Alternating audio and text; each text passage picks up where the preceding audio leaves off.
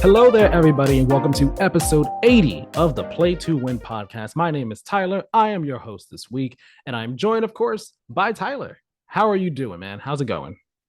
I'm doing good. Just fresh off some Gotham Knights, ready to talk about that. We got news. We got a big horror week, which makes sense. October. So yeah, it's fun week. Ready, excited to talk about it. Worried a little bit about how dry next week might be though, because there wasn't a ton this week other than the big juicy stuff. So I'm like, oh man. But you see, that's the thing. Like you never know what a week's gonna give you. Like you might think it's gonna be a drier week, and then bam, bam, bam, That's bam, bam, true. you just get hit with a bunch of stuff back to back to back. That's just the way the games industry ends up being sometimes. It's crazy how it works out. Remember, subscribe if you are on podcast services. Give us that 5-star review. If you're on YouTube, hit the subscription button as well, and hit the notification bell so you know as soon as a video goes live, and you can be one of the first people to watch it. As Tyler said, it's a bit of a horror week this week. We're going to be talking about Resident Evil, that showcase that we got. We're going to be talking about Silent Hill. We got a showcase for that too. There was also some Bayonetta controversy in regards to the voice actors and pay for the voice actors. Big thing that happened over the weekend and into the week. We'll also be talking about Gotham Knights as well at the end, getting some of Tyler's early thoughts on it. You'll be getting some of my early thoughts on A Plague Tale Requiem because I've been playing that as well as Modern Warfare 2. There's a lot to talk about this week. It's a lot to go into. We're going to get right on into things though by starting off with the first showcase of the week. That being the Silent Hill live stream. It was supposed to be a live stream. They dropped it 5 minutes early, so it was just a regular video, and everyone just said, "Oh, video! All right, skim through. Here's news. Here's news. Here's news," and that's how it worked out. How are you with Silent Hills? I'm Tyler. Uh, I So first of all, I just wanted to say, as people like to say, it's spooky season, bitches. And I'm like, so we were talking about this little pre-show. I'm not like the Silent Hill guy in the sense that I have all of this history with the franchise. I did play day it dropped PT, was very excited about it once. Of course, Kojima's involved and all this pedigree. And the pedigree this time around, not quite the same. Like I think honestly, despite Konami being a controversial company, the most controversial part of Silent Hills, this announcement, the remake especially, was Bloober Team, which is kind of like had a hit or miss track record being Right. handed over the keys to, the car here. And the car being a car that everyone likes. It's like an old, exotic sports car that no longer gets made because the remakes are terrible, or not the remakes, the HD collections essentially are terrible from everything I hear. It's just like bad Mm-hmm. port jobs. So there's no real way to like historically go back and play it because I'm more into retro games than you are in game collecting in general. So I don't know if you know this, but like Silent Hill, Silent Hill 2, those games, which big games, they're not like, oh, this like a weird, you think a misprinted. Those things go for like $100 to $150, like on the Yeah. resale market. It's if not more, it's nuts. So I don't really have the means to go back and play it, but I'm very excited to play this. Very excited for. I mean, we got like three good looking Final Fantasy or not Final Fantasy. Sorry, Resident Evil games. Or God damn it, Silent Hill games. Getting your places mixed up, getting the franchises all crossed in lines and everything. It's one giant cesspool. No, yeah, I'm not the biggest Silent Hill person either. Actually, I would just say I would go as far as say I'm really not a Silent Hill person. I mean, listeners and viewers already know I'm really not much of a survival horror person. My like first real foray into survival horror games was PT, which I enjoyed back in the day. I enjoyed playing that. The one time I did It's a play good it, game. it was good, very good demo. It's a shame that we didn't get to get the full thing, get the full vision afterwards. Um, but after that, like I played a bit of Resident Evil 7. I got to the second boss, never, and I meant to continue. I got to the second boss and then died a few times. I said, all right, I'll get back to that, and just kind of never went back to it. That was a year ago. I do intend to finish that game because I was enjoying it. Um, and I've had a bit of a recent more like interest in survival horror games coming up with the Silent Hill ones that we have coming, Resident Evil ones, Callisto Protocol, Dead Space, so on and so forth. But I'm not really a survival horror person. So with all that being said, I've always appreciated Silent Hill, what it is, and I've understood the legacy. So whenever there's rumors about a Silent Hill game announcement coming, I'm like, I want it to happen because I want it to happen for the fans. I want them to be able to, get this thing that they've wanted for so long at long last. And we finally got Yeah, that it's this fun. week. It's fun to be excited about things, even if you're like, I don't know what's going on. I'm just happy everyone's happy. Right, exactly, exactly. So we finally got that this week in the form of four new Silent Hill games. One of them is kind of a weird game, but we'll talk about that. Um, of course, first up, let's talk Silent Hill 2 remake. Not remake's not in the title, but it is a remake of Silent Hill 2. I feel like Silent Hill 2 is the most maybe beloved of the Silent Hill franchise. As an outsider looking in, just my perception and understanding, I believe it's the one that is the most beloved, one of the most Yeah. iconic ones.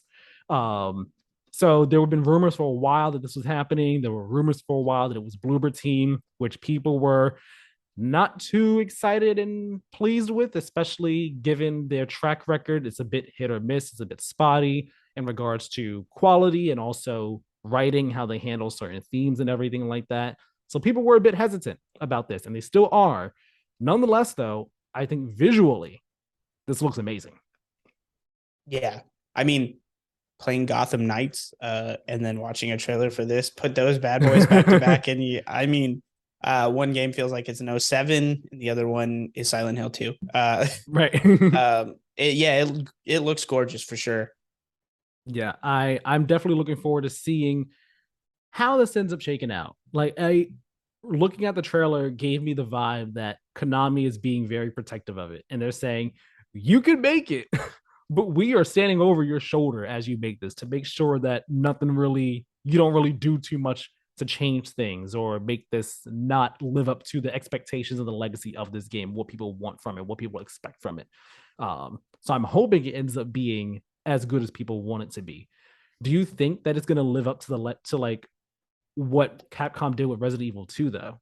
Because I think that's the bar that people are going to compare it to in terms of like classic horror game So being remade. here, yes and no. My honest opinion is I'll probably enjoy it as someone coming late to it. If I can get my hands on two, or maybe I'll just bite the bullet and play the bad HD port. But I think like coming in maybe potentially as a outsider playing two, comparing the two, it always feels like it goes this way. We're coming into it, you're now just like, yeah, this is great. Similar to how I was with Final Fantasy VII Remake, and I was just like, hey, this is great, love it. But I never played the originals, and I feel like even if I went back and played the originals, because you don't have the nostalgia, you don't have that lens also of just like it looks better for its time, et cetera, et cetera. I would be like, yeah, I like the remake more, anyways. But I guarantee this is how it always goes. The fans, like hardcore fans of two, will have an issue with it for probably legitimate reasons, but also one of Mm-hmm. those things where it's like it's ultimately subjective. Um, and Right. so it just feels like that's how all these remakes go. And two is a high bar. RE2 is a high bar to set because that felt so universal, and that I don't know if I really heard anyone have those complaints that it feels like are inevitable with every other remake. Right. Since like Resident Evil 2, it updated the gameplay and it kind of made a few changes to the story. I believe it did, or at least it kind of I altered the way haven't the played it story was through. told. I think Right. I think one part annoyed me, and then my PS4 was overheating like a freaking jet engine, and so I was like, it literally wouldn't let me play. Like the PlayStation was like, we've got to shut down. Tried it again like 5 times, and this was like a year after it came out, and I was like, well, I'm not doing this. So Mm-hmm. even though it's a great game, should probably boot it up on my PS5, which I imagine would not have that issue. I'll get to it whenever we talk about RE4. Maybe I'll do a series playthrough or something. I don't know. Right.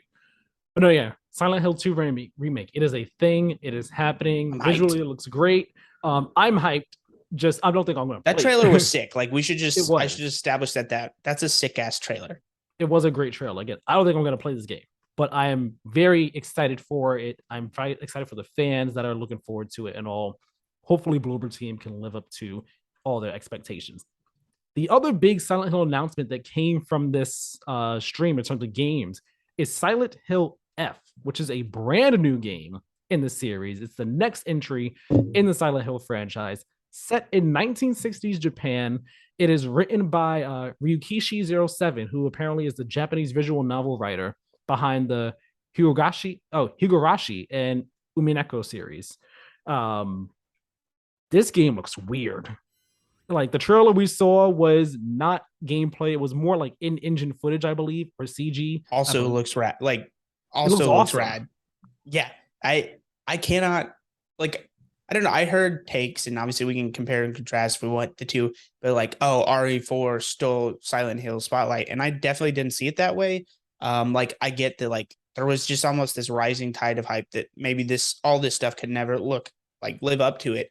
But between this and then the not the weird one time event, but the other one that we're going to talk about, like all three of these trailers, like just to establish, they look badass. Like or Mm-hmm. whatever term you want to use to describe them, they all look absolutely great. Like cannot wait to play them. 10 out of 10 excited for all of them. No, yeah, Silent Hill F. This one I think is the one I'm the most excited about of the Silent Hill announcements. Like this is above Interesting. two remake for me. Because I part of it might be because I don't have the connection to two that most other people do, but I think this one just visually was just stunning to me. Just the aesthetic, the vibe, the tone that they were going for, and everything, the mood that it had was very different from past Silent Hill things that I've seen. And I was really into it, and I just cannot get that image out of my head of the girl at the end of the trailer, and she's like in this blue environment, all It the was the cool. weird, Yeah. And yeah, then all the like the weird flora and faunas growing on her, and all a bit of the trypophobia was starting to coming out and everything like that, and then the face just kind of fell out, and it was unsettling in so many ways, but beautifully disturbing, and I just could not take my eyes away from it, and I keep just having that image in my head. That is why I'm the most excited about that one over two and over all the other that's Silent Hill announcements. that's I like don't get me wrong. I don't think there's any real wrong way to take like excitement levels for these three. And I say that because I think I like Townfall the most. Like excitement wise, I love indie games. I Mm-hmm. liked the fusion of like those Annapurna studios, like generally Yes. speaking, what they publish and like the games they take on. I generally speaking tend to like a lot of those studios' tendencies combined with the vibe we've got going on. It's like, yeah, just it's got that Twin Peaks, Silent Hill indie game vibe, but instead of just like, oh, this is off-brand diet, whatever that is, Walmart, Sam's Choice. It's like, no, they just get the Silent Hill license. That looks rad. And I think for me that there's a little bit of like when I see games like that, there's not as much the expectations of like, and there's also I'm just like me selfishly, I don't have all these dumbass systems that like I probably don't care that might get in the way. It's like, oh, let me reload my like It's more Townfall seems straightforward like and it may be simplified. freed from those shackles of just go make a scary game, man. Doesn't have to Yeah. have X, Y, and Z. And so that's why I'm personally most excited for that one. But again, all three look fantastic. I don't judge anyone for how they rank excitement for all three of those. No, yeah. Townfall is my next most excited one. That was one I'm next most hyped for. As Tyler said, it's coming from Annapurna Interactive. They're publishing this. The development team is No Code, and I'm into it. It seems like it's going to be an interesting episodic narrative Silent Hill game. Whatever the story ends up being, like I think this will be the one I play the most. I'm most likely to play because it's a narrative game as opposed to all right, I myself walking through this game and I'm like showing the character like with the narrative, I think I could get into it more and more likely to play it. So I am very excited for that one too. Annapurna, they have a good track record and all like that in terms of their games and their stories that Good they tell and publisher, all yeah. like that. So I'm behind it. And then the other one that Silent Hill announcement that we got is Silent Hill Ascension, which is like a live one-time experience type thing where people could come together. It's a narrative game, and then everyone like chooses the events that happens. That's a bit weird, bit interesting. Hey, It goes live next year though. notice I said excitement levels for those three. If this is your Yes. most excited, I am judging you. I yeah, man, this seems weird. I don't think there's any point when neither of us are like Silent Hill lore experts. So I doubt we're gonna be like, this is what it means. Like, whatever. This thing is certainly gonna exist. And my guess is it's gonna be, ironically enough, like any one of those million Resident Evil games that normal people don't know. They're like, what's that one where it was multiplayer only? And we're just like, oh yeah, I remember that announcement trailer, and then promptly everyone forgot it exists. Yeah, This may get a little more traction because it might be the first of the 4 to come out, but like I still don't think that means it's good. probably not. Probably not. I don't think many people are going to be going crazy over Ascension. Um, but yeah, those are the game announcements, and then we got a movie announcement: Return to Silent Hill. This is another Silent Hill movie. It's based on Silent Hill 2, and it's actually being directed by Christoph Gans, who directed the first Silent Hill movie. And in my personal, not professional opinion, I think that first Silent Hill movie is pretty good. I think it's a pretty So good movie, and it's a, dare I say, great video game movie as a non Silent Hill fan. I've never seen it. Interesting. I don't think it's that And bad. so that's the thing. The takes are coming back around now. And it seems like people in general, the consensus is you are correct here. Is that like, hey, actually, not that bad. Yeah, Um, it's really not. so As a I'll movie, maybe it's good. Video game movie. maybe I'll watch it before October's done. Spooky season. But I do have, before we move on to Resident Evil, I thought about this take right before we started rolling on the Silent Hill stuff. And I was like, I'll save it because it's tangentially related. I've Okay. got a take. Let me All know right. whenever you're ready. Give it to me. Give me the take. All right. Turn on the TikTok camera. This is a scorching one, but I think for Kojima's legacy, PT, aka Silent Hills being canceled, was better than had it been made. Now, hear me Interesting. out. Hear me out. I'm not Continue. saying it would have been a bad game. I'm not saying like this is not anti Kojima. It's kind of anti Konami in general. My general vibe is anti Konami because they seem like a shitty company. But I think that with how fans of Silent Hill are in general, like how critical they can be, and I think with how weird and nonsensical Kojima games can get, as we've seen at times, that had that game actually came out, it would have been like, hey, there's some people that would have given that game like 4s or 5s probably, and there's some people that have been like, this is the greatest thing ever. But it never being released means that like in our head, that is the most fucking awesome game of all time. Like it's just like this crazy. It's a legend. It is this hype moment that we never got, and I think those moments tend to live on in history more so than that game came out 7 or an 8, and I think reminds that's what would have happened. that reminds me of Versus 13 in Final Fantasy 15. Everyone's just like, oh Which turned man, into 15, right? everyone's like, Versus 13 would have been amazing. And it's just like, we hate 15. And I'm like, guys, let But it's Versus kind of the 13 same die. game. So would you have Like, thought versus 13? let Versus 13 die. Like, it's not happening. I mean, now we're going to be kind of sort of getting it in Kingdom Hearts in the future. And I'm not looking forward to all the Versus 13 stands And coming out the woodworks. Like, to yeah, this is what we should have got.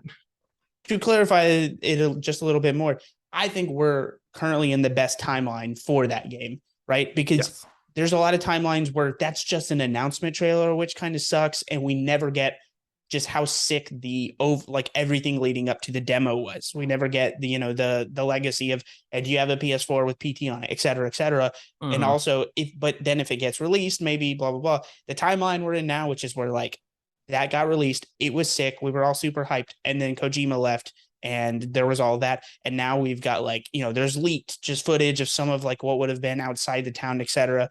That's all sick, but like, did we really want a Silent Hill game with Norman Reedus in it? No offense, Norman Reedus, if you're watching, you seem like a nice guy, but like, did we want Silent Hill with that? Like there's I would have just, been I into think it. there's all these outside factors. It might have been good, but I think the hype was like, this is the perfect game, or this is a 10 out of 10. I think in reality, it's a 7.5 or an 8. We'll never know. That's the beauty of this. We get this Mm-hmm. take. The only reason this take can exist is because it never came out better for his legacy. That's all I'm arguing. Fair. I also think this will be the final thing I say on this, and then we're done with it. Yeah. I think that you are 100% right that it's better for the game's legacy as of right now. I think that had the game come out, because that was 2014, theoretically, Mhm. depending on how development would have shaken out, it could have been out by 2017. The question then becomes, is it out before Resident Evil 7 or after Resident Evil 7?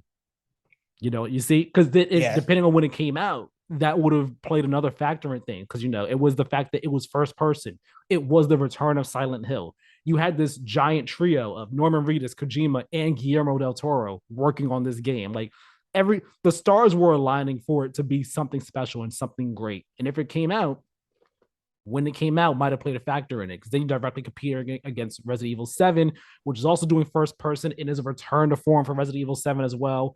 Would have been a lot of things. So we'll never know. We'll never live in that alternate reality where And we that's the see beauty of it. how it turns out. But I'm happy with at least what we got. What we got, it's a tease, but it's a nice thing to look back on.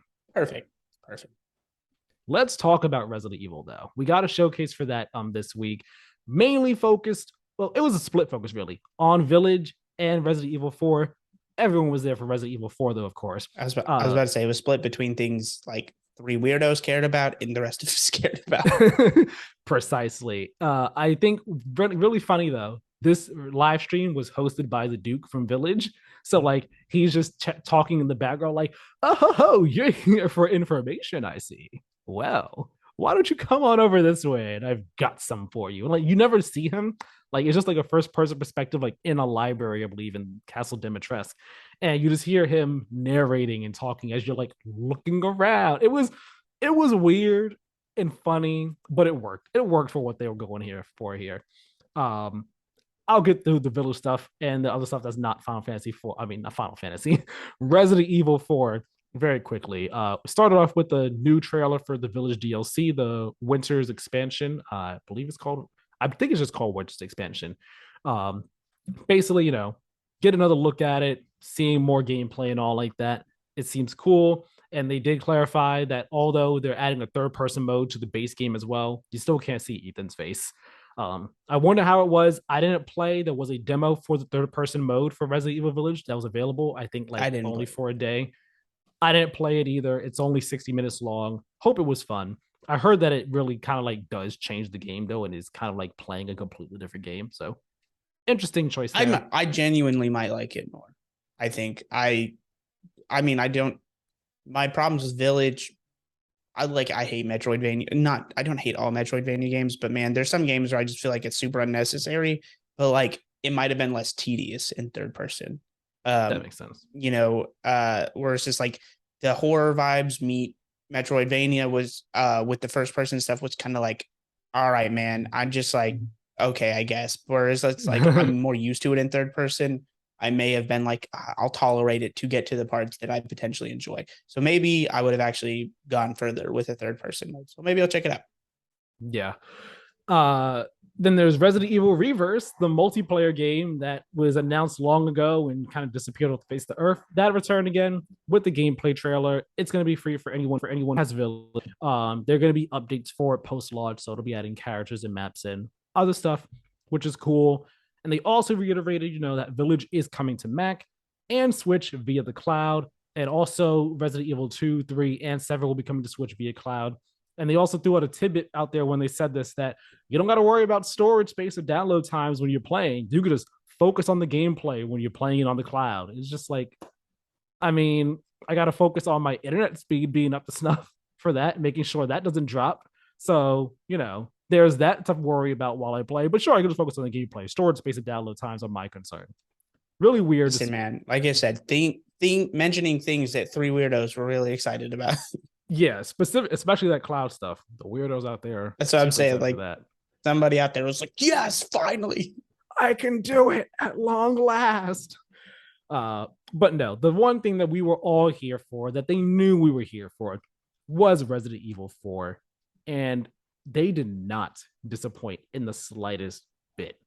This gameplay that we got to see, we got a nice 5.5-minute chunk of just raw gameplay, followed up by a nice 2.5-minute story trailer and all. Resident Evil 4 is looking absolutely fantastic. Tyler, yeah, what are you thinking? I'm thinking, first of all, I just had to mention this, but I want to let you through your rundown. Folks, this is what happens when you skip the rundown. I didn't know, and when you also don't watch events live, didn't know it was hosted by the Duke. Forget who that guy even is from the Village. That's how little I was like Village. He's in and out of my head. Really big guy who sells you things. Gotcha. Okay. Yep. Remember him. So yeah, things you find out when you're just like, oh, I saw stuff about Village and my eyes glazed over and I scrolled down and I didn't read that at all. So I was like, oh, okay, cool, I guess. But no, Resident Evil 4 looks awesome. I 4 is one of the games I didn't play.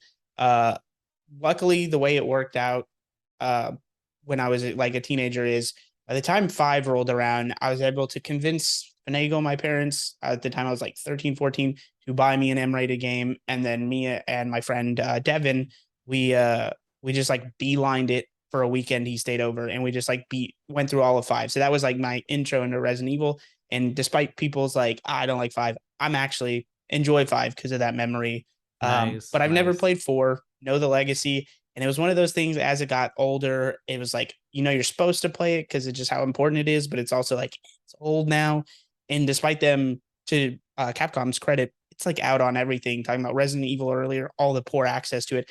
I mean, they've got it on Quest, they've got it on PlayStation 5, Right. 4, 3, it's on everything. Um, so, but it was still just like, do I want to play it? I will obviously play this. And maybe afterwards that'll spur the like, oh, let's go back, let's compare, because this does like everything that 2 looked like to improve. Obviously on the original 2, this same goes here. It just looks like what you expect a remake to look like and Yeah. feel like. Yeah, I've never played Resident Evil 4. My first Resident Evil game to play is 7. I played, the demo for Village and I enjoyed that. But, not a survival horror person, so I've never been into it. But I've always understood the legacy of 4 and I've always known that it was such a big deal, such an important game with, the third person view, the third person over the shoulder view, and what that then brought to the industry at large and everything like that. Um, and just how this game was a shift in terms of tone and gameplay to an extent for Resident Evil as a series and all like that. How it started to bring more action into the series, which culminated in 6, which people were like, no, no, no, no, no, no, no, no, too much, too much, too much. We don't like this. Yeah, to be Uh, clear, I didn't play 6 because those reviews came out and they were immediately like, this game sucks. And I was like, 5 was good. I'll die on that hill. Not really, but I was like, 5 was good. I don't need 6. Apparently it went too far. well, you're not alone in liking in 5. There's a fair chunk of people out there that like 5. It's the 6, the 6 people. The people out there that like 6, they're the ones on their I do island know there's some alone. sickos out there that are like, hey, 6, not that bad. And everyone's like, no, stop it. Those are the ones on their island alone out there. Like there are dozens of us. We're here. Yeah. But no, yeah, 4 looks amazing. And like I've wanted to play 4 for a while, the original version, and just haven't gotten around to it. And watching this is really making me think to myself, like, man, do I even play the original first before I play this? Or do I play this first and then the original? And I think if I do play the original at any point in time, I might do it first before this, because I think for me personally, it might be difficult to go back to the original after playing this newer version with like the new gameplay additions that this brings to the game. Because in the original Right. 4, you couldn't move and shoot at the same time. You were stuck standing still.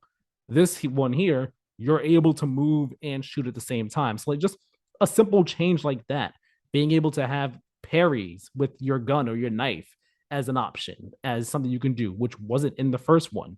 Like changes like that, I wonder if I'll go back to the original and be like, oh man, it sucks to play this now after having played a better version of it. So that's my push and pull right now, in addition to getting over the survival horror aspect of things.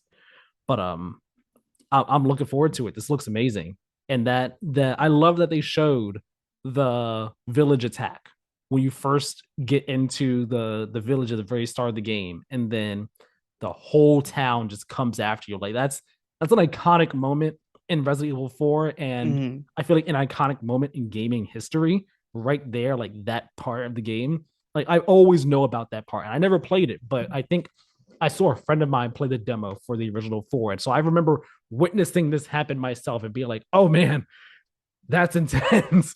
That's You intense. were The just that chainsaw's coming after you."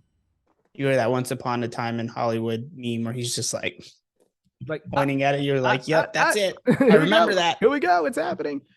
No, yeah, I'm looking forward to it. It's gonna be a great game. Yeah. I mean, I'm definitely not the person to be like, oh, well, here's the comparison. Like you said, never played it. But I definitely am looking forward to play it. And I mean, like 2023, we talked about it last week. Stacked. Just looks Mm-hmm. absolutely. Let's go. I love hype. I like being excited about things. 2023. Let's fucking go. Yeah. Again, I said on Twitter, between this, Callisto Protocol, Dead Space, and Silent Hill, like I think I'm starting to become more of a survival horror person. I'm starting to become more interested in it. I don't know. I How don't know what it's people doing to got me. into it. Good games were actually released. There you go. Exactly. That's what's happening. Well, we can't say yet. Callisto Protocol is a start. Hopefully it ends That's up being true. good. Dead Space, we can imagine it will at least be as good as the original game, at a bar quality level. You would imagine, they're remaking Yeah. it, so I mean, it it's can only EA, be, so it should only be as good as the original. Callisto Protocol hopefully lives up. Resident Evil 4 remake looking like it's going to, looking like it's going to.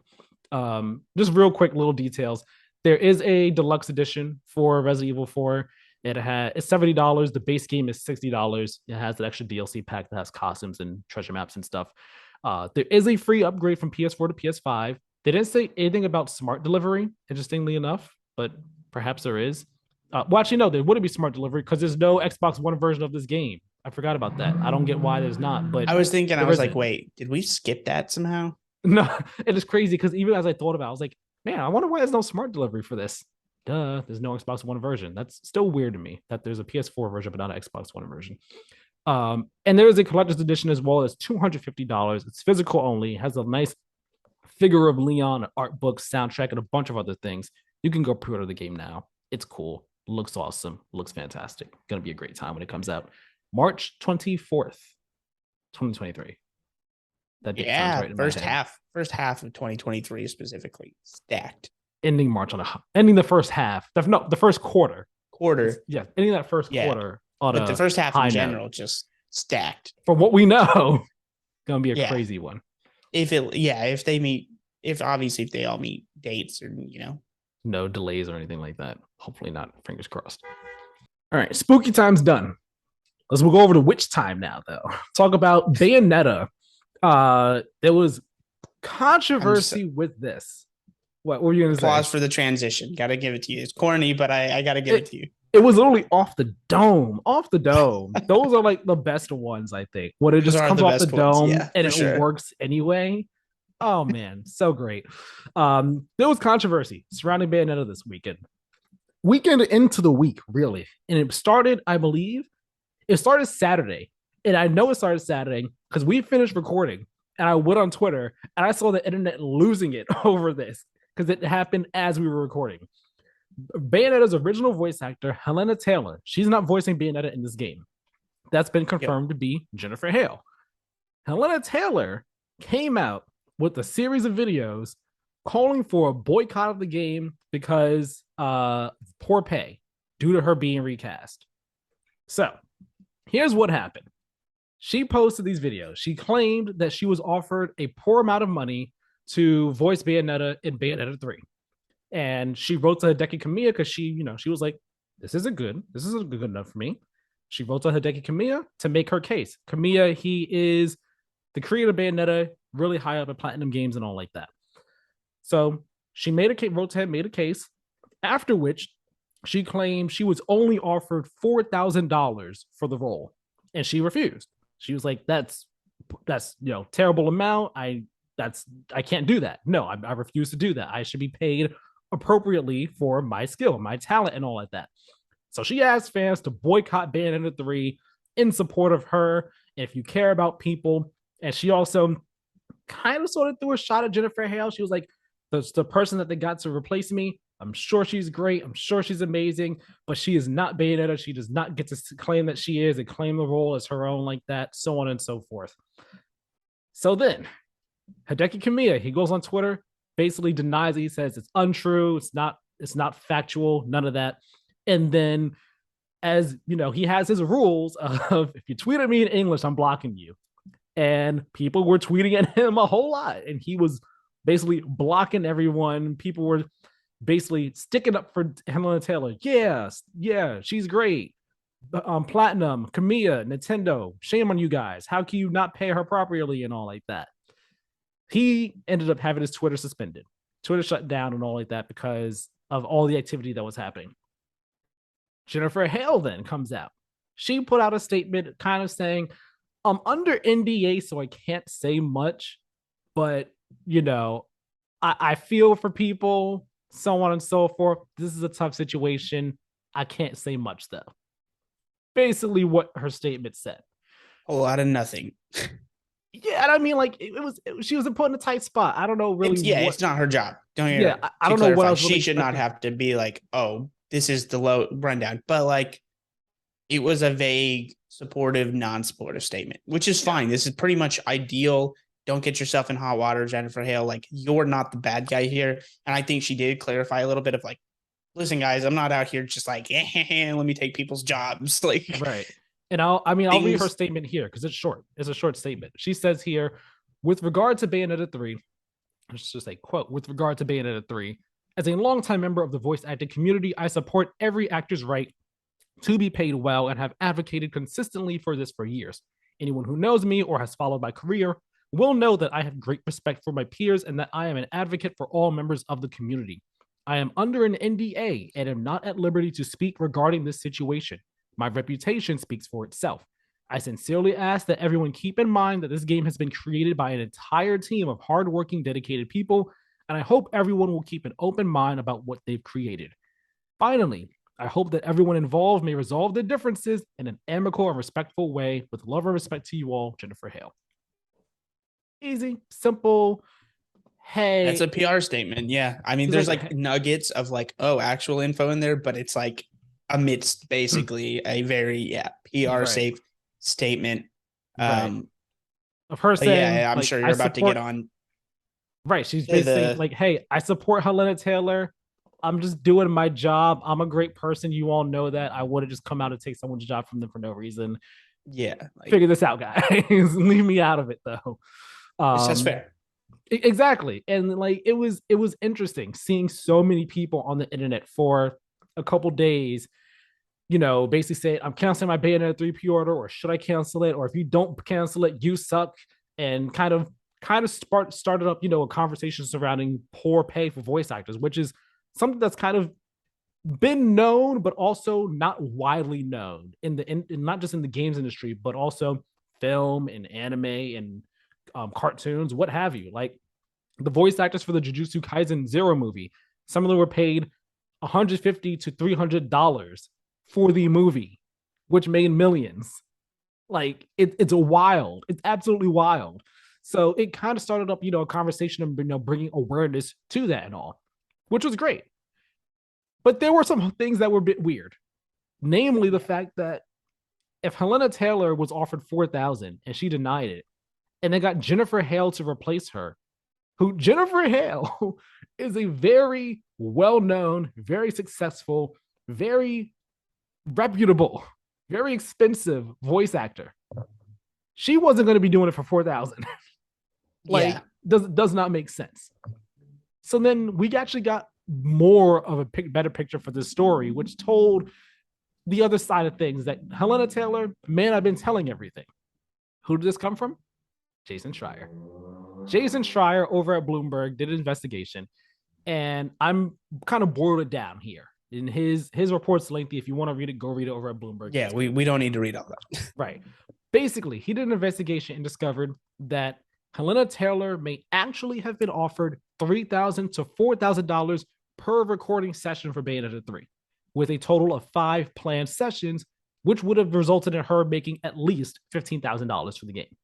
She rejected that and requested a 6-figure pay amount. Platinum denied that request and, had negotiations with her to try and, settle on a number. And ultimately, they offered her a cameo role in the game, which paid $4,000. Presumably, that's the one that she told us about. She did not tell us about anything prior to that. Helena Taylor says this story isn't true. It's not true. And she just wants to move on from the franchise and go back to theater. But VGC and Bloomberg sources are corroborating the story. Like, yeah, this is the information. This is what happened. This is what we're hearing and all. That changed the thing. That changed the story some because then people were like, wait, were we too quick on the draw to, throw hate towards Platinum and Jennifer Hale and Hideki Kamiya? Were we too quick, were we just too quick, too antsy to get angry at someone without having the full story, the full picture, both sides and all like that? And it's an interesting thing because it also throws the whole voice actor discussion in the midst and up in the air as well. Because now it's like, oh, you were lying. You weren't telling us everything, you know? Yeah. So couple things. That's pretty much it for the rundown, right? So we can get Yeah. into our takes. All right. And Couple Platinum things can they also spoke out, gave Jennifer Hale some support, basically saying, hey, don't attack any voice actors. Jennifer Hale's I cool, so on think and so forth. there's several things that are my overall take here. First, yeah, like I think it's a little weird the $4,000 thing initially. My read was just like she meant in her head probably per session. We know it's kind of like a little misleading to say 4,000 total, but like I think it's a bad optics move to do that because obviously that's not technically true. And I believe Schreier's report. I simultaneously also think that Taylor's probably not lying about just like the general how it all went down, even if like the final number was a little fibbed there. But my ultimate takeaway is despite Bayonetta not being, it's not The Last of Us, it's not one of these like super, Mm-hmm. intensive, like they're shelling out all the big bucks. Bayonetta is smaller budgeted, quote unquote, for a AAA game. It's still very expensive to make. And if you come at me and offer me less than what a fucking brand new Honda Civic costs to be the lead voice actor in an established, this isn't a brand new IP where it's like, oh yeah, like I've done this before. Yeah, like get lost. Like I still think 15 is insultingly low. I had to double check just if anybody's like, oh well, actually, brand new Honda Civics, 25 grand is what they start at. That's our negotiating point. I need to be able to buy a brand new Honda Civic so I can at least get around to all the shitty voice acting jobs you're giving me and booking me.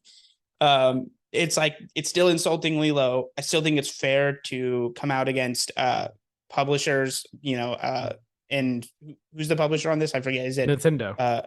it's oh that's right. I mean, Nintendo, come Nintendo's on now. publisher, Like Platinum's developing.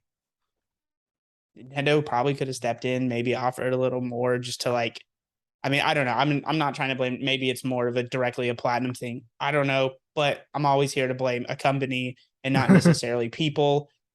Despite, like I said, if you're Jennifer Hale, like, or not Jennifer Hale, if you're Taylor, like, why don't you just come out and say 15 grand though? That's my only thing, because maybe in her head, some people not really comprehending how low that is. Maybe she thought Yeah. people would get more upset, be like, oh, that's you're too good For for only 15 grand. 4,000? Come on now. Yeah. But whereas like me, yeah, lead voice actor in a video game that's like popular, even if it's not, the most popular. Yeah, I'm too good for 15 grand at that point. Like, Yeah. And see, that's the thing. This is the conversation that should have been had from the start, but that conversation got muddied and buried by the fact that, hey, you weren't telling the whole truth behind the story here.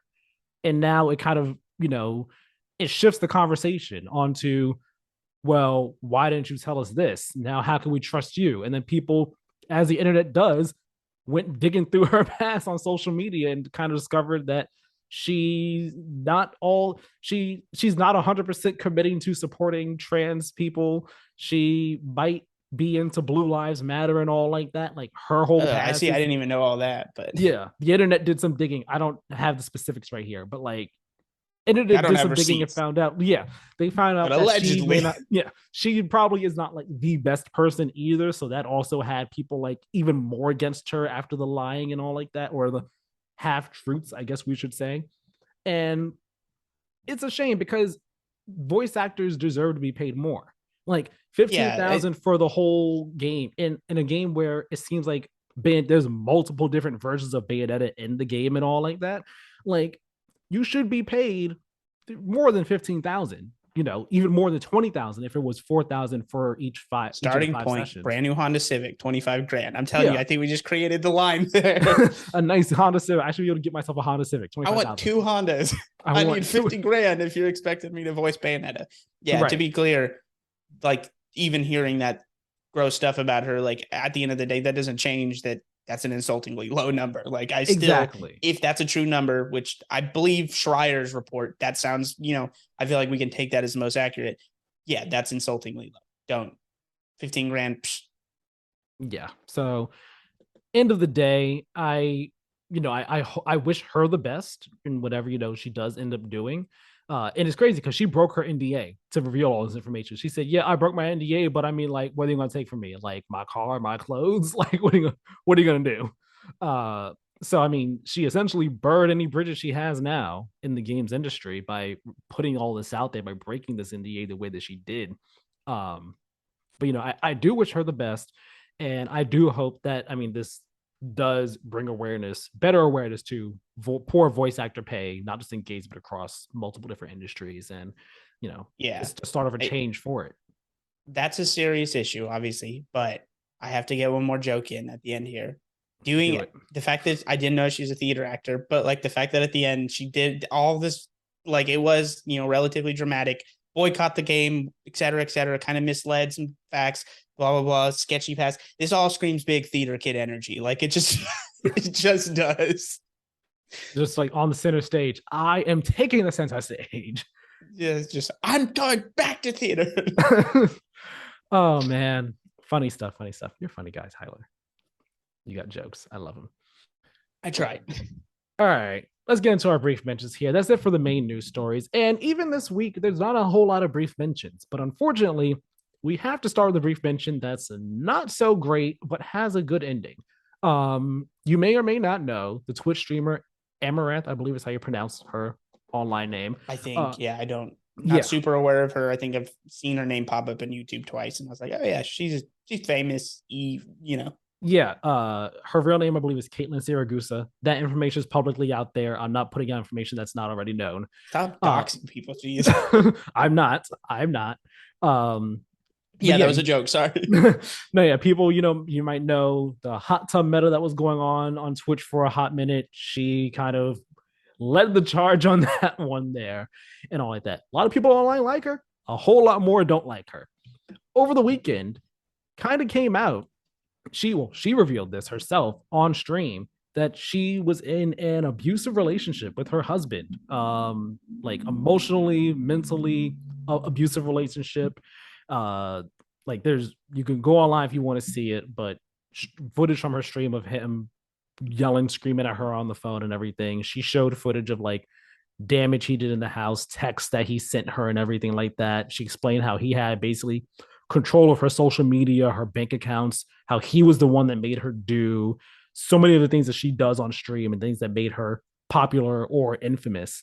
Um, Really horrible situation and everything like that. And that was the story for a couple days, but then I think Wednesday or Thursday, she revealed that I believe he's no longer in the picture. Whether or not that means they are getting divorced or whatnot is a different story. But he no longer has control of her stuff. She has control of her accounts and social media, which she said, which is great. And she also said that now she's going to take a bit of a break from streaming. She'll come back at some point when she's ready, which is great. We want the best for her. And it was actually really disgusting to see people online say, well, if why is she making this stuff public? Why doesn't she just handle this in private? Why doesn't she just leave? And it's like, are you that slow? Are you that stupid and like just selfish and just a horrible person where you don't have any sympathy or empathy for a person who is in a situation like this? Like, it's terrible. Yeah. I mean, I don't have much to say about it other than yes, the internet will, like, if you're just like, how bad can the discourse get? The answer is just yes. The internet will, I promise you, make it that bad. But obviously, yeah, this guy seems like a scumbag, and Mm-hmm.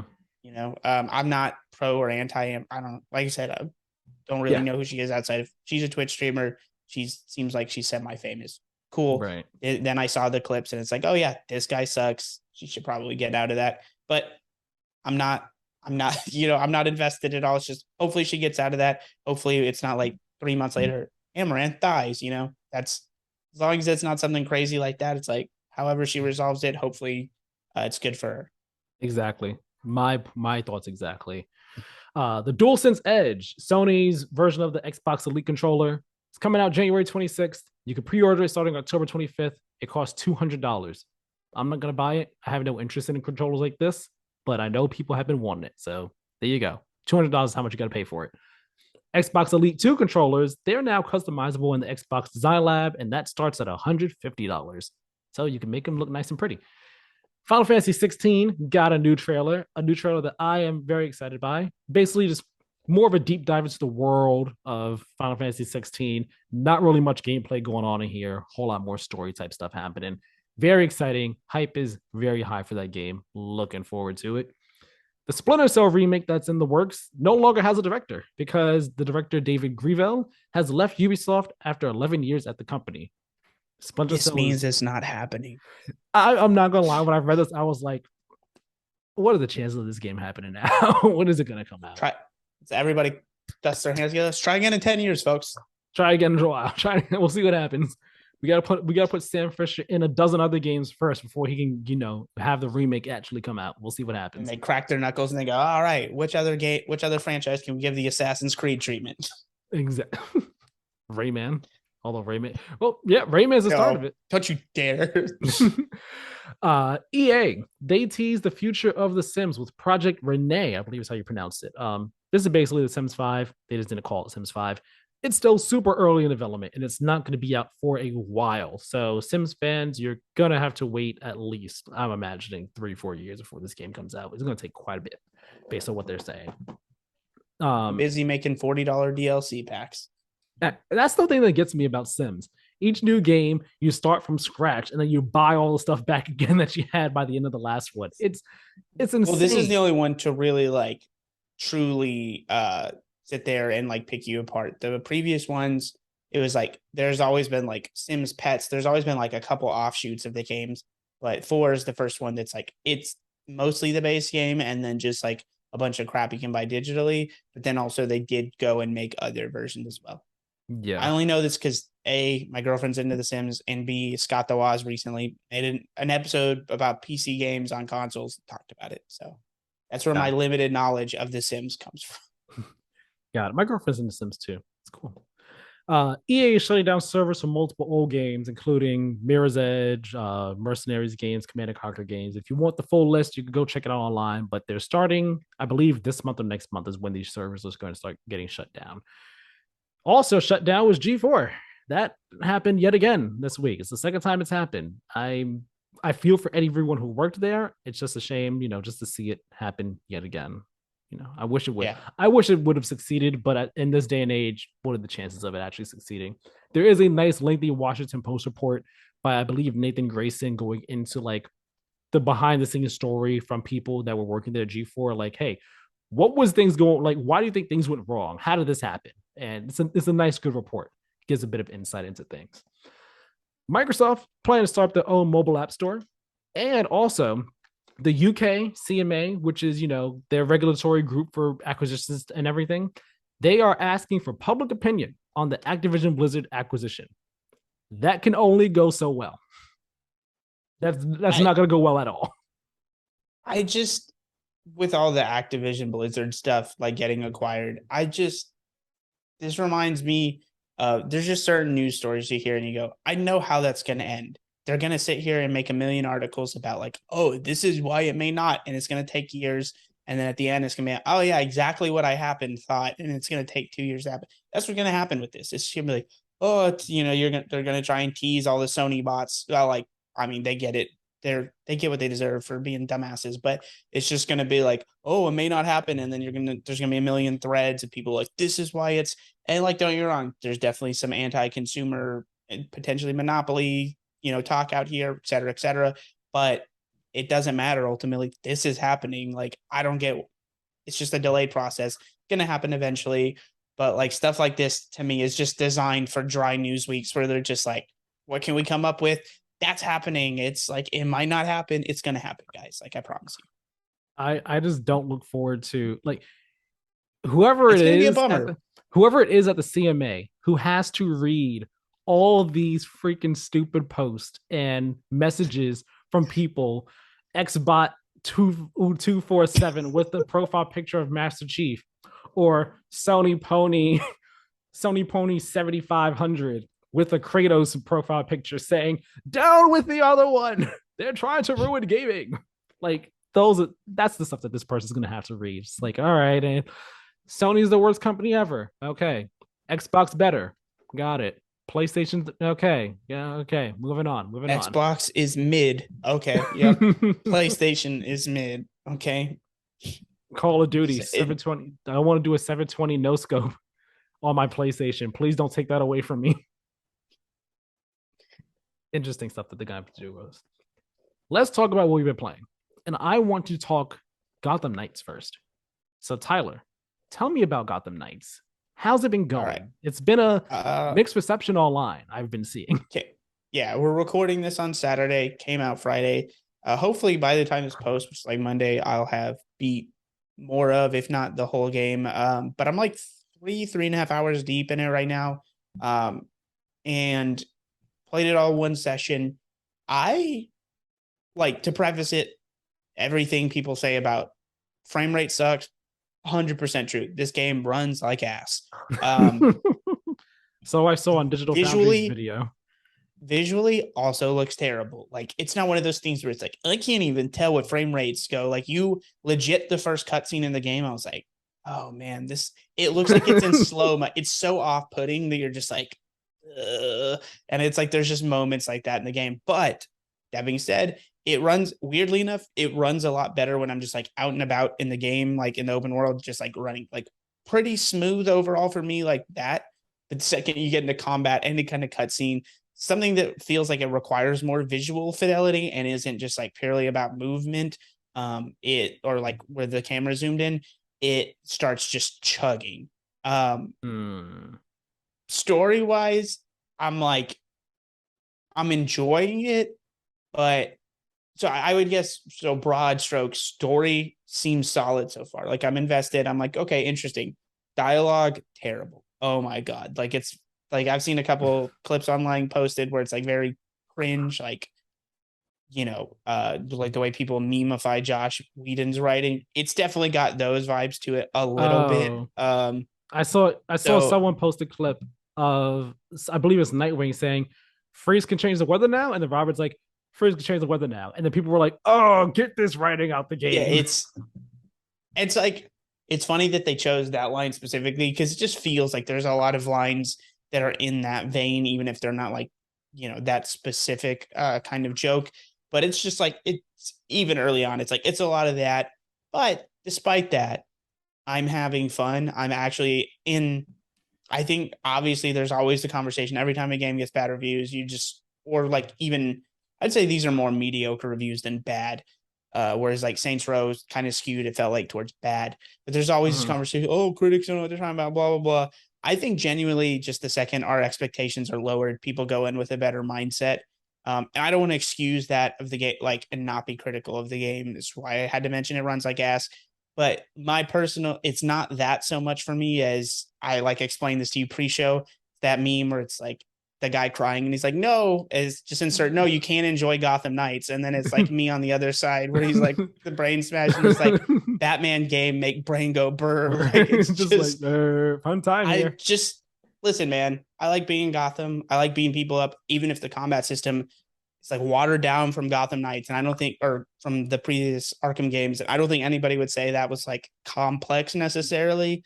But it felt good. It I'm was early fun. in, but it's very right now. Like, yeah, there's like 3 buttons to combat, Yeah. but it's also not hard. Which take that how you will. I would rather a bad game or like a mediocre game be easier than be like challenge me while also like frame rate runs like crap and everything. So at least it's easy. Yeah. And the one other thing I want to mention because I'll probably review this and post a short review on my TikTok and YouTube Shorts to follow that, guys. But oh my god, I'm not good at stealth at all. Don't generally care for stealth, but like obviously you got to do it. You got to do it. it's just baby town frolics in this game. Like it is, I What do kid you you not, mean? just like, I mean, like, so there's not even cones for like the security guard. If you, unless you just, the only way you're not going to get it is if you just like zoom past them while you're running. Like that's the only time I didn't get something. And even that, I was just able to run through the segment. But like, other than that, just crouch and like you can just walk basically right past, give it a few feet. Just give it a few feet and crouch and you can walk past them and it doesn't set off anything. And you're just like, oh, wow, they're really Wow. about to let me get away with this. It's baby town frolics. It's just like, oh my God, this is easy. And I'm on like the game had like a hard and then medium and then like two below that. So I was just like, yeah, medium's fine. Hmm. Don't want to make what could potentially be an enjoyable game for me even harder. But it's like I said, it's been fun. No complaints as far as general fun. And I've seen some criticisms of like the second you have to move, it's awful. And like that's exaggeration to me. Like I think Hmm. it's fine as far as movement goes. That's definitely lower on the list of my complaints. A question for you here. Do you think, or have you? I mean, I doubt you have done anything co-op with the game. You said you've only played for 3.5 hours, but do you feel like the game would be better playing co-op, or like, do you feel like do you feel like, I guess, it's a single player game that could be fine in co-op, like gives you an additional, fun factor? Or do you think it's a game that is meant for co-op and you're missing something by doing it single player? You get what I mean? I get what you mean. I think, do you play Outriders? No, I did not play Outriders. Okay, I was gonna say it feels like that, where it's like, listen, man, you can do this, you can play this either way. It's fine. Like, I played Outriders and never really needed anyone to hop in and like, help me out or whatever. I think at a certain point I was struggling, and it just was one of those things where it worked out. Someone popped in right at that point. And I heard some people say in this game that like I think it was Janet Garcia was like, yeah, there's only a few moments where it feels like Mm-hmm. this was designed for two people. I think I had one of them yesterday where it was, I don't know if you've seen the terrible, this is like where I finished off this mission, the terrible where it has got the crappy cover of Living La Vida Loca. Oh, I saw her clip of that. It's truly as that part is truly as bad as it looks in the clips. It's just it's annoying too because if you die or whatever you get knocked down, it's just like it doesn't stop playing the music. So it's just like Oh 5 minutes no. straight and you're just sitting there and then you get killed and you're like, damn it. And you're just like ready to flip a table because it's just the music playing gets you just a little more irritated. So it's like just a few of those moments where it like opens up the battle space a little bit and then there's like 20 enemies and you're kind of like, part of me is like, I remember there being spots in Arkham where it felt this but packed, but at it the felt same better to time, handle. it's also like, yeah, that was a better to handle, and there were like more moves to your move set, especially early on in the game. But also, like, yeah, it seems like this may have been like, hey, if it's you and a friend, you cut down the amount of enemies, and so it's like it'd be more palatable. But I mean, you can get through it. Okay. I guess another question I have is the the RPG type mechanics they have. So the gear, the crafting, and all like that. Again, you're still early in the game, but how are you feeling about them? Are you feeling like they're like that they have a place, or are you feeling like they feel like attacked on, you know, They feel item tacked out of on. necessity? They feel 100% tacked on. They're so bad. Like, okay, if you're into it, maybe you're like, oh man, it's just like instead of spending time on shit on crafting suits, you could have just like made this game run better. Like like I think this is more on maybe some decision makers up top of like what do they think makes a good made the Arkham games good? Like I don't know. We haven't had an Arkham game in what, a decade? Like you can just make Almost. another good one of those. Like, but this time, hey, like this time you can play between these four people. We don't want it to be Batman. That's fine. But like, it seems like there was a little bit of misdirection of like, well, this is where we want it to go. And it's like, listen, man, I don't want this to be some Avengers Destiny shit where it's like, I don't care about loot and armor upgrades. So for me, seeing Mm-hmm. that menu was just like, I'm going to get anxiety just looking at that. I don't care. And luckily, I'll give it to that whoever was in charge of like, is this going to matter? Do you have to upgrade this in order to proceed through the game? No, you definitely do not. You can beat it without it, it seems. But like, yeah, there's some decisions made where I don't get why they were aiming for this with like a Arkham slash Gotham game. But like I said, a lot of negative stuff, but the general vibe is like kind of having fun. Yeah. I mean, your vibe reminds me of how I felt about Avengers when I eventually played it. Got it. It was last year or earlier this year, I think. I was like, you know what? I kind of want to play Avengers. I kind of want to just play as the Avengers and beat up people as the Avengers and stuff. So I picked up Avengers for like $20 on PS5. Cool. And I was like, I have no intention of doing post game. I only want to do the campaign because that's the only part I heard was good anyway. And I did the campaign and I enjoyed it and I had fun with the Avengers campaign. And I was like, awesome. I was like, it's fun time for me to just turn my brain off and be each of the Avengers and just pummel robots and random soldiers as the Avengers. And I had to do some grinding, on some of these missions, but whatever. It was a fine time for the time I spent with it, and that was that. And that was all I needed from it. And it seems like it's kind of checking that box for you of I just want to be in Gotham as the Bat family, beating up bad guys, and it's checking that box enough for you to be like, it's not that bad. The performance issues are here. It's not, completely making it a pain to get through this game though. So it is what it is. Yeah, that's what it is. Well, I'm nice. While you were talking about it, I'm making, in case you need it for assets, I'm making the meme that I was talking about. Uh, Brain Goper. Yeah. That's funny. You should definitely post that. Definitely post that. I also look to see just like how your version of it looks. That'll be cool. But awesome. Awesome. Thanks for telling me about it. Yeah, no problem. Okay, so this week played a couple games. I finished up Final Fantasy 13 too. That was a game. It certainly was a game. The ending was. Wait, did I talk about 13-2 last week? How much did I talk about it last week? You talked about it a little bit. You talked about it a good amount. So it's up to you if you want to talk about it at all here. Well, the thing is, You I don't wanna remember because time is weird. I don't remember if I finished it, if I had finished it before we recorded last week. I don't think I did though. From my memory, I don't think you had. I think you were like, I yeah, had because you hadn't, because you were talking about, oh, is it if I have enough time, I'll finish it, but if not, then it's That's fine. right. That's right. You're correct. Okay. See, time is crazy. I did finish 13-2. I finished it like I think I finished it the day after we recorded actually. I finished it on Sunday. And the battle system was the best thing about this game. the Isn't that the general consensus on all the 13 games though? I think that is. Some people enjoy the stories of them. For me, I feel like from 13 for the first one and 13-2 at least, they both have good core concepts for a story that they just execute on poorly. Whether it be the way it's told or certain characters or things, it just falls flat in one way or another. But the story at its core is a good concept. It could work, but it just doesn't entirely. And 13-2, the story was started off good, and then it's a confusing mess that just makes no sense. It's a hot mess. The battle system was great though. I did enjoy that, and I'll be going on to Lightning Returns and sometime soon. I'll be finishing the trilogy. I don't know when. You're a glutton for punishment. That's the thing. Like, I'm like, honestly, You don't have to do this. Nobody's demanding the 13-2 hot takes. here's the thing. Final Fantasy 13, I would give it a 7. I think it's a good game. I don't think it's bad. I think it's good. 13-2, probably be what? Can I guess your score? What? 5? No. I was gonna say probably like 6, maybe a 7. And like the battle system carries hard.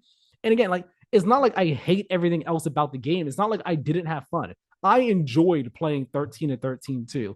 The stories are just like I turn my brain off and I'm like, whatever. I'm just along for the ride. If I actually care, I care. And if I make sense of it, I make sense of it. But I'm just along for the ride at this point. That's how I am with the stories in both these games right now. But the battle systems were really fun and all like that. Like they carried so hard. So that's why I'm like, it's not a bad. I enjoyed it. It's a fun time. It's a fun time. Like you said with Gotham Knights, brain go burr. I was thinking of that comparison just now too. Like brain go burr. I don't. Caius wants to do what? Because he's a simp. I don't know. I don't care. He's stupid. He's gonna destroy time and history in the future because he loves a person. whatever. I don't doesn't make your plot makes no sense, dude. Whatever. Sounds like a podcast game. Just if anything, just I don't care what's going on. Just put in headphones and See, if I don't do that with single player games, I do that with like all live service stuff. So like Destiny, Modern Warfare, I'll be like, all right, put on podcast and play randomly. yeah. Because I'll, if there's a story, I want to actually try to pay attention and care about the story and all like that. it just depends where I'm at in the game. Like there will probably be points in Gotham Knights where I'll be like, yeah, I could go do some side stuff where I'm beating up, whatever Yeah, thugs and solving crimes. So I'll just boop, you know. yeah, yeah. Or if I'm like level grinding in a game, I'll be like, all right, Yeah, put on something exactly. else, then Yeah. I'll grind and all like that. But if I'm doing story, my attention's on the story. I don't want to have anything else like distracting really from it. So yeah, finished 13-2. It's done. I've moved on from it. Um, Now the Modern games Warfare. that people are actually talking about. That's now the games that are actually out now that are new games. Let's start with Modern Warfare 2. Campaign early access started this week on Thursday the 20th. I I played some last night, Friday night. That was from when that was my first chance getting to play the game. And I played a bit before we started recording today. Um, what can I say?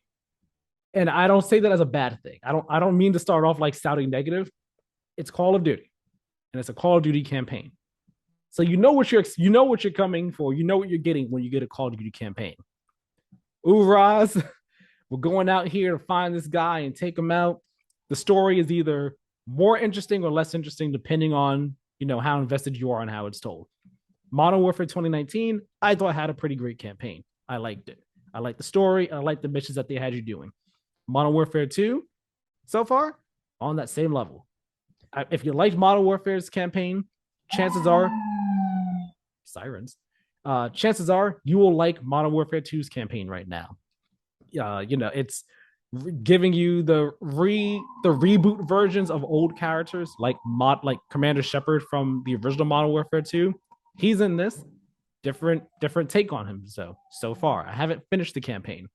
I think if I were to give a time frame, probably 3 or so hours in. I'm on the ninth mission right now. I'm playing on veteran difficulty, I should say as well. So I'm not flying through it as easily as I would if I was on normal. Uh, but so far, it's been a good Whoa, time. whoa, whoa, whoa. Shots fired. What do you mean? You're like, because earlier I'm like, I'm on normal. And I'm Well, not flying through it like as if I was on normal. no shots fired, no shots fired, not at all, not at all. Shots were fired at me a whole lot when I was playing this game. Dear Are you Lord. going for the platinum? You going for the platy? No, I just always do them on veteran because I don't want to have to play them more than once to get all the campaign trophies. But wait, explain this to me like I'm five. Why are you trying to get all the campaign trophies if you're not platinuming it? Well, because the campaign is easy to do. So I'm always just like, okay, because, well, here's the thing actually. Before, back in the day, I forgot what game they stopped doing this at, but there used to be a trophy for complete this mission, complete this mission, complete it, and then complete the campaign on normal difficulty. Then each level also had a trophy that said complete it on veteran. And it's like, the campaign was fun. Why not? I'll, just to get it because the Like campaigns pop are two at simple to once. get through. Right. So if I do it on veteran, I get it at the same time. I don't have to go through it again to get it. Um, I actually noticed with this one, they don't have the two. They only have completed on any difficulty and complete the campaign on veteran. That's it. So it's just like, I'll just do it on veteran. And I'm also used to it. The games aren't like Does it let you do crazy that hard. exploit though, where you just hop into the last mission on veteran and get the trophy that way? Because that No, I'm pretty sure that it's not going to be the case because now they have it where it tells you what the highest difficulty you beat each mission on. yeah, but if it's completing the campaign, I don't know. We'll see. I love a good I love a good trophy exploit like that. It's not You're going to be just here. you're gonna be irritated because you're like, I wasted all that time. No, I wouldn't say that. Like, because again, campaign is fun. I am enjoying it. The new characters are cool. Alejandro, I rolled my R way too hard on that name right there. You're good. He's from the Mexican Special Forces. So far, he's a cool guy to interact with, and Las Almas, learning about them and all like that. That cartel group, very interesting. But it's cool. So far, I'm enjoying the campaign. Was doing a sniper mission before we got on the call today. Didn't finish it. I'm gonna wrap it up after we finish here. I actually might even finish the campaign tonight because really I don't think it's that long.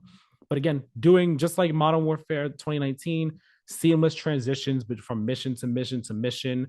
The campaign, it is cinematic. I'm loving these cutscenes. Like the cutscenes in this game, they're like the CG in them is amazing. It is amazing. You never played 2019's campaign, right? No. Okay. So I don't so the you didn't see the CG there. The CG in those cutscenes was good.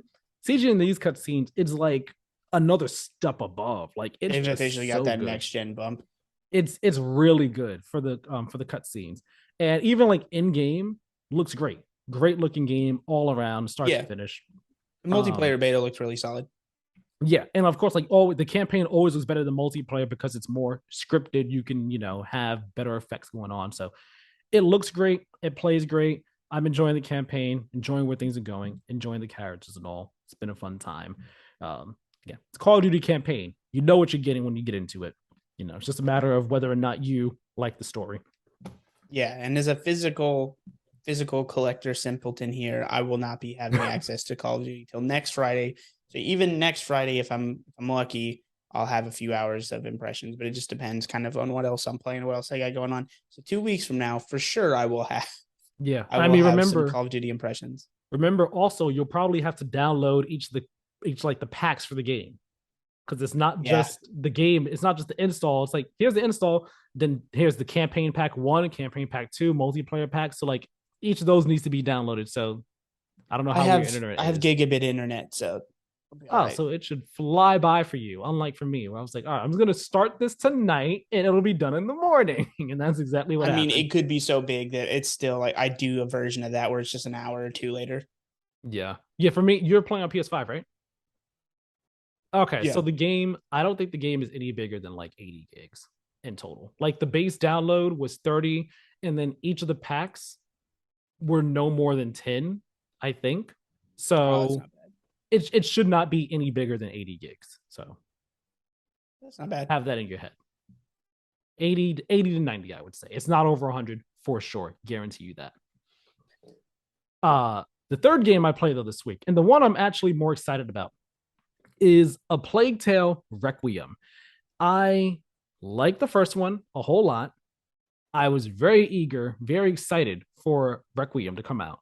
And so far, this game is not disappointed in the slightest bit.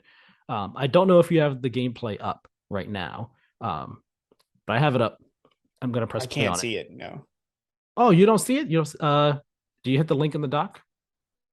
Oh no, I did not. My bad. I thought it was like you were gonna like screen share it or something. Oh, gotcha. No, yeah, you just hit the link in the doc and it's going to pull it up for you here on YouTube. Um, while he's getting that together, a little backstory here for everyone. Plague Tale Innocence. You're playing as Amicia Darun. You're with your brother Hugo Darun, on the run from this organization, this order that is hunting down you and your brother, because he has something in his blood that is very powerful and very just scary and disturbing. And they're trying to get rid of him, trying to get rid of you both. And so, that's the plot of that game. Requiem takes place about a good 6 months afterwards, and it's you and your brother, and you're with your mom as well, and your friend Lucas, who you met in the first game, and you guys are still traveling, trying to find a cure for Hugo's sickness. You got it, everything ready, good to go? Yeah, yeah. I'm watching it right now. Oh, cool. Wasn't sure if you were. Um, so yeah, that's where this game picks up. That's where Requiem picks up. And I have played, I believe, I guess you could say about 3.5 hours of the game so far. And it is, I I say this and I don't mean it in a bad way. Stick with me here. It is more of Innocence, but with some improvements. Okay. So, like, just like in Innocence, the story is the main draw. The gameplay is still fairly simple, fairly straightforward. It's your stealth action, you're stealthing around, throwing your sling rocks at people, trying to avoid enemies as best you can as you move from one area to the next. The story is the main draw. That has not changed at all. So if you weren't a fan of the gameplay before, chances are you may not be now. But the gameplay, the stealthing, and everything has seen some like new features and improvements to make it better and make it more fun. So And the section we're watching right now, I believe it's in like chapter 2 of the game or chapter 3, I believe. It's chapter 2 for sure. It's Amicia and Lucas. We're here. We're trying to find this doctor in this town that we're in who has said that he can help Hugo. He should be able to help Hugo out. So we're trying to find him, stealthing around.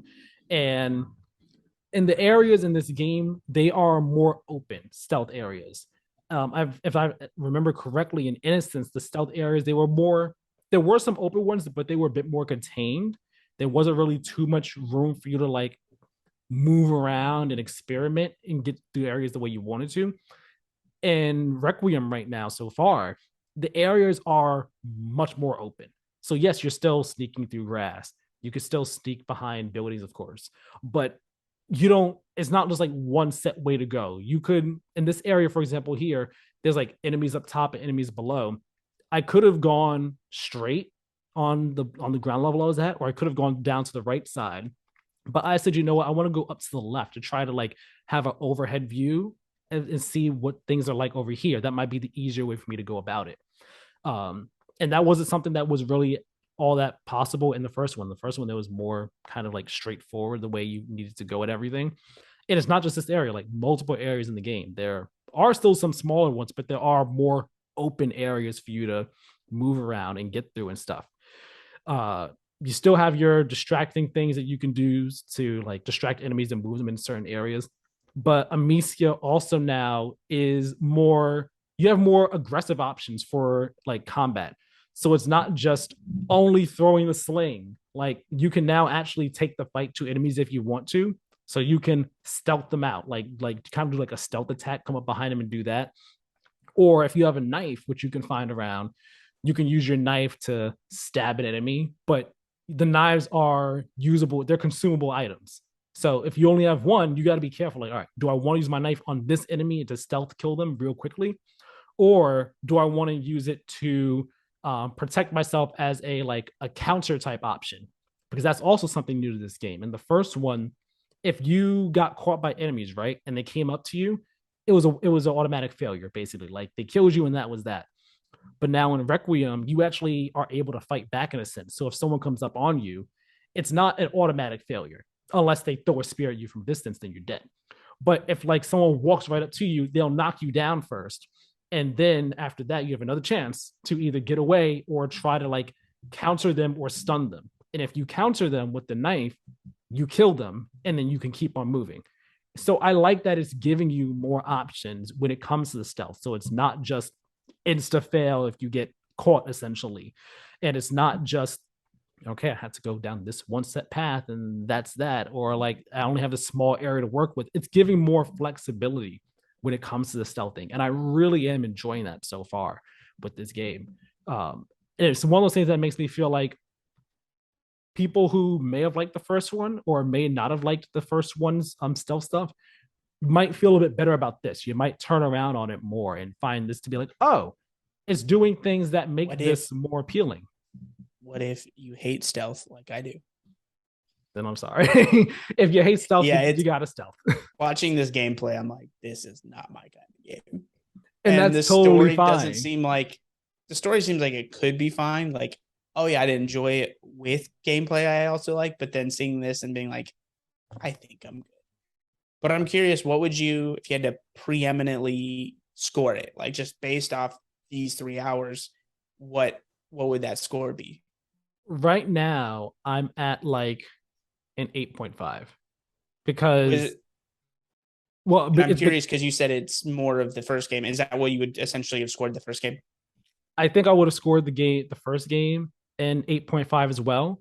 And this one, it's like, it's more of that, but these improvements are making it a better game as well at the same time, making it a better game Yeah, to like play. not all 8.5s are created the same essentially.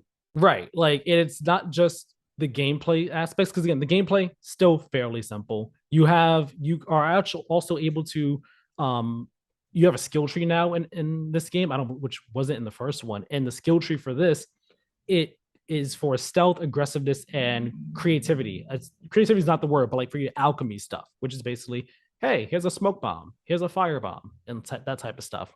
And each one improves based on what you use. So if you do stealth more, you improve your stealth more. If you're more aggressive, then that increases some. So it kind of the way you play tailors the new skills that you'll end up getting and all like that. Um, which I thought, oh, that's really neat. That's a neat new way to implement these new mechanics that we have in this game into, the way you play and, incentivize you to do different things. The rats are also back in this game, which the way they were a big draw of the first one, these psycho crazy rats that Yeah, just I seas of didn't rats. I didn't I don't know where you're at because I skipped a little bit because I was like, I don't want to watch this cutscene initially. So now the part I just got done watching was the wave of rats Yeah, came down and they just blocked. And then my brain, being as how it is, I can't find the joke, but just know there's gonna be some kind of joke about New York and rats along with that. Just as a good fade, just as a good fun, you being a New Yorker. And I yeah. just feel like New Yorker, even if I'm not like I've told my girlfriend this, like I feel like I've become just West Coast at heart at this point, but I am born and raised in Texas. And so it's like New York, California, and Texas, like the only places that can like it feels like the shots are actually funny because like it's everyone's favorite places to live, it seems. Right. Or Florida as well, to an extent.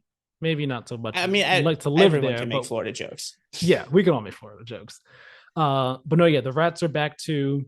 I wish I was playing with the PS5 because the DualSense stuff with the rats in the first one was That's fun. right. You're Just like, playing on Xbox because it's on Game Pass, right? yes, exactly.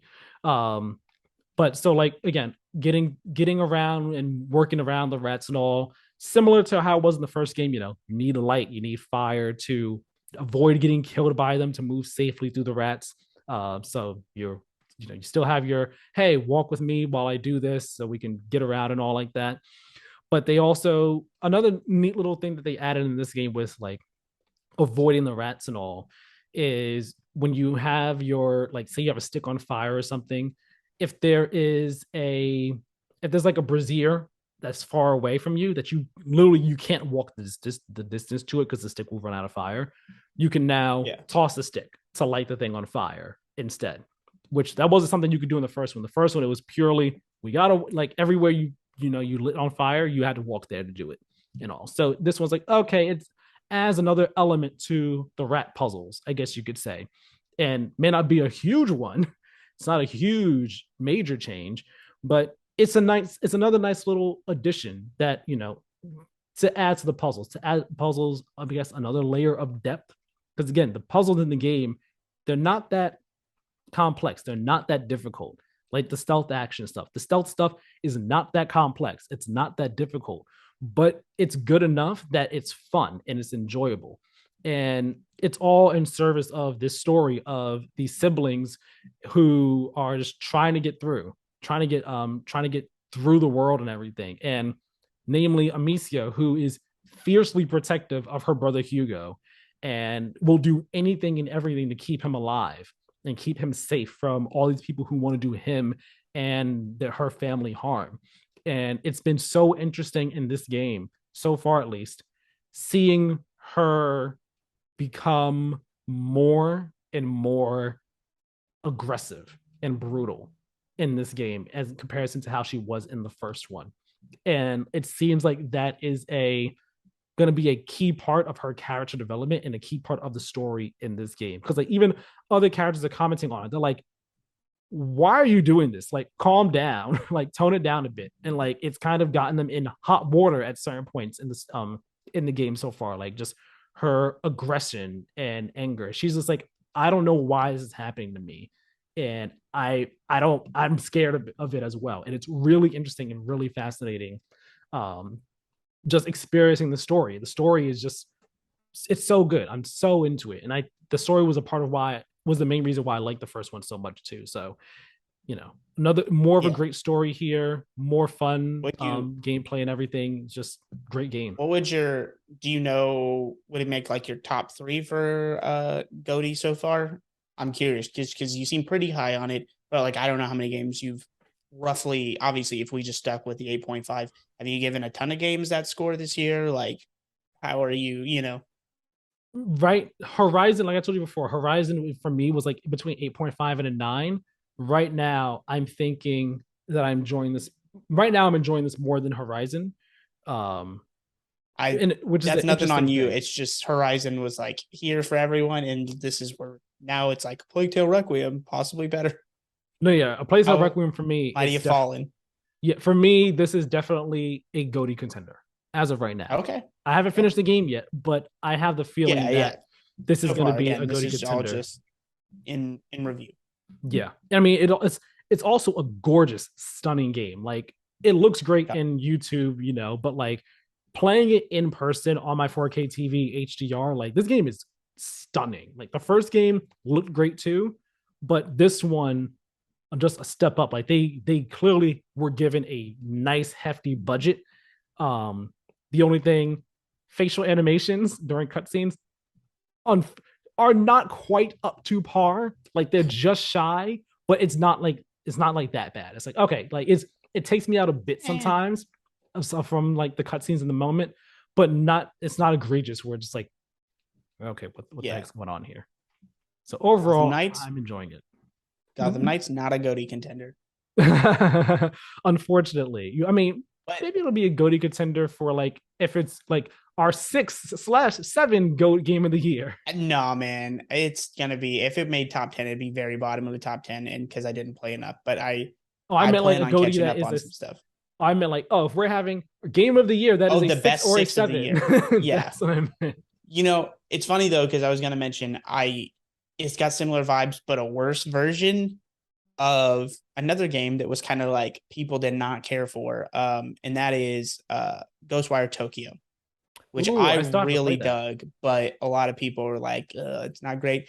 I thought it was actually pretty enjoyable. And so Gotham Knights would lose out to that for me for best seven of the year. I didn't. I wanted to play it when it came out, and I didn't just because of money at the time. But it is one that I do want to play before we do GOTY talk. So if I can, I'm going to make it my mission to play that game. It's it's just like it's one of those things I completely understand why people didn't like it, but I would say that game's banger. Like I thought it was good. I was like, man, I was just having a good time. Yeah. Well, nice. And I think that's going to wrap it up for what we were playing Yeah. and this episode as a whole. Thank you so very much Hey, for watching. yeah, no problem. We got out way quicker than this time last time. We didn't even take, I think we're at under an hour and a half roughly. Yeah. Let's Yeah, go. I feel like just under or just around it. Like, good episode, good time. Thanks for watching and or listening.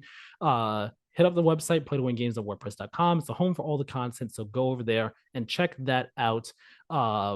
I forgot to say also between Playtale Requiem and Modern Warfare 2, Modern Warfare 2, I will be doing a video review on. Playtale Requiem, I want to. I'm not sure if I will though. The time for both of those reviews though is up in the air. It really comes down to just it's these games and then God of War. Once God of War comes, that takes priority over everything. Everything else So just gets clear to the exactly, table. exactly. So like Plague Tale, the at the absolute soonest that review would be out would be like maybe a bit before God of War. Call of Duty Modern Warfare 2, that review would not be out until after God of War for sure, because I got to take the multiplayer into consideration as well and all like that. So Modern Warfare 2 review probably wouldn't be out to like mid-November at the earliest. Playtale Requiem, maybe sooner. We'll see what happens with those two. We will see.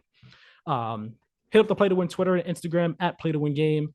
Also on YouTube, subscribe, hit the notification bell, leave a like, comment on the video below. I mean, not comment on the video below. Comment down below. Which of these three games are you excited for? Are you having fun with Playtale Requiem? Are you having fun with Modern Warfare 2? Are you enjoying Gotham Knights? Are you Does your high brain on it? also go burr when you play Batman games? Exactly. Or are you are more on the negative end of reception for Gotham Knights? Let us know down in the comment section below. Turn on notifications, 5-star reviews on podcast services, and subscribe on podcast services as well. With all that said, though, Tyler, where can people find you? Watch TikTok and YouTube. YouTube and it's mostly or it's shorts I make, but YouTube is Good Game We Lost. I think it's Good Game We Lost for both. I don't think it's GG We Lost. That maybe that's Instagram Reels. I don't know. But it's Good Game We Lost on both YouTube and TikTok. Let's get to 1,000 on the talk, and let's get to 1,500 on YouTube. But like 1381 right now, not bad. 1,000 on the talk. I've never heard someone refer to TikTok as the talk. I've never either. It was just something I said right now, but You're luckily coining that not. I term. don't know if enough people will be watching this that it's something I should severely be embarrassed about. But You are if coining it the is, I term view that the as a talk. good problem, honestly. So I win no matter what. Exactly. Of course, links are always in the description. So by all means, go ahead and check that out. You can follow me over on Twitter at TylerMiller2496. And yeah, that's about it. I tweet about games, movies, anime, and all that type of stuff. So check my Twitter out, hit me up over there, chat me over there, and all that stuff. And all that being said, thank you so very much for watching and or listening. And we'll talk with you all next time. Have a great one. A good one, everyone.